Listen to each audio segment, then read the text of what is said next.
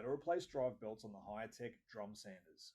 This how-to guide applies to both the clamp bar and expanding drum version. Part numbers for the drive belts can be found in the video description. Before starting, make sure your sander is disconnected from power and you are using the appropriate safety gear. To replace a broken belt, start by tilting the sander on the right-hand side. Then using an 8mm Allen key, undo the 4 hex bolts that attach the belt guard. With the belt guard removed, you'll have access to the drive belts and pulleys. This is a good opportunity to clean up any build-up of dust.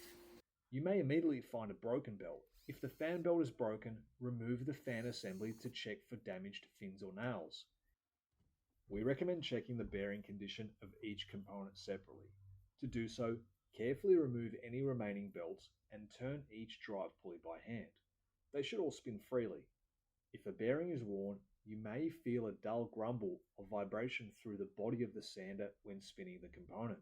To fit a new drive belt, start with the drum belt on the motor pulley. With the belt on the pulley, position the other end of the belt partially over the drum pulley. Turning the drum will allow you to seat the belt completely. Repeat the process for the fan belt. Replace the belt guard using the 4 8mm hex bolts and return the sander to the upright position.